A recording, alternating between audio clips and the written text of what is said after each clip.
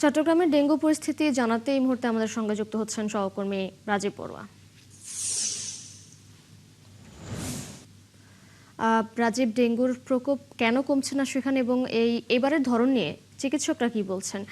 সাথে আরো একটি বিষয় জানতে চাই, মশা নিধনে কি ধরনের পদক্ষেপ নিচ্ছে কর্তৃপক্ষ?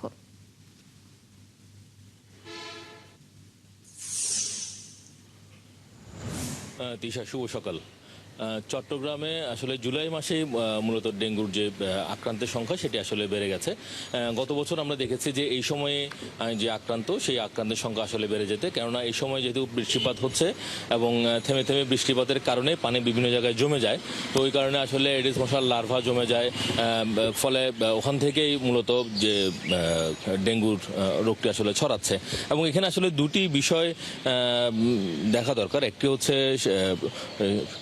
প্রাতিষ্ঠানিকভাবে ব্যবস্থা নেওয়া, আরেকটা হচ্ছে সামাজিক সচেতনতা। এখানে প্রাতিষ্ঠানিকভাবে ব্যবস্থার কথা বলছি যে যেখানে আসলে মশার ওষুধ নিয়মিত ছিটানোর যে বিষয়টি, এটি আসলে সবখানে নিয়মিত আসলে ছেটানো হয় না। এবং অনেকেই গতকালকে আমরা যখন হাসপাতালে এসেছি, এখানে যারা আক্রান্ত রোগীরা আছেন তারা বলছেন যে আসলে তারা যে এলাকায় থাকেন সেখানে সবসময় মশার ওষুধ ছিটাতে তারা দেখেন না, হয়তো মাসে একবার কি দুবার সেখানে হয়তো মশার ওষুধ ছিটিয়েছে। তো যার কারণে আসলে এটি যে প্রতি সপ্তাহে যে এটা মনিটরিং করা দরকার সেই বিষয়ে যেমন ঘাটতি আছে, পাশাপাশি যারা নাগরিক আছেন তাদেরকেও আসলে কিছুটা সামাজিক সচেতনতা হওয়া দরকার এবং তাদেরও কিছু দায়িত্ব রয়েছে আসলে, যেখানে সেখানে ময়লা আবর্জনা ফেলা, ডাবের খোসা বা প্লাস্টিকের কন্টেনার বা যেখানে তারা থাকেন সেখানে যে টবের মধ্যে পানি, এই বিষয়গুলো আসলে তারা আসলে দেখা দরকার। এই বিষয়গুলো আসলে যদি জনসচেতনতা যদি বাড়ে, পাশাপাশি যদি প্রাতিষ্ঠানিকভাবে উদ্যোগ নেওয়া হয়, তাহলে ডেঙ্গুর যে প্রকোপ সেটি আসলে কমবে। এবং এবার কিন্তু চিকিৎসকরা বলছেন যে কিছু কিছু ধরন একটু চেঞ্জ হয়েছে, বিশেষ করে এবার যারা আক্রান্ত হচ্ছেন তারা আসলে পাতলা পায়খানা এবং পায়খানার সাথে রক্ত যাওয়া এই ধরনের রোগী তারা আসলে পাচ্ছেন। গতবার যেমন জ্বর শ্বাসকষ্ট ছিল, এবারও কিন্তু জ্বর শ্বাসকষ্ট এই উপসর্গগুলো আছে, পাশাপাশি এই ধরনের উপসর্গগুলো কিন্তু রয়েছে। তবে গতবার আমরা আসলে এখানে যে পরিমাণ আসলে ডেঙ্গু হওয়ার পরে এখানে গতবার যেরকম পরীক্ষা নিরীক্ষা বা গবেষণার যে বিষয়টি সেটি আসলে আমরা খুব বেশি ভালো দেখিনি।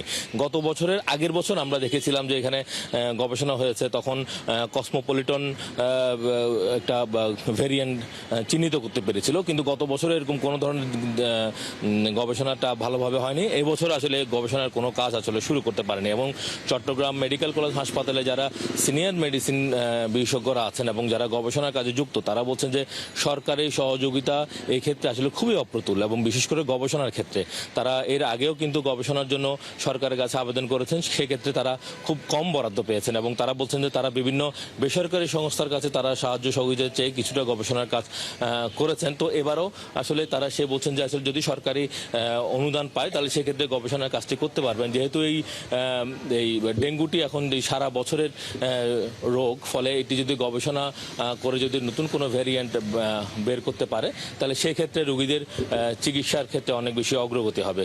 তিশা। রাজীব বড়ুয়া, ধন্যবাদ আপনাকে অসংখ্য যুক্ত হবার জন্য। দর্শক, চট্টগ্রামের ডেঙ্গু পরিস্থিতি নিয়ে যুক্ত ছিলেন আমাদের সহকর্মী রাজীব বড়ুয়া।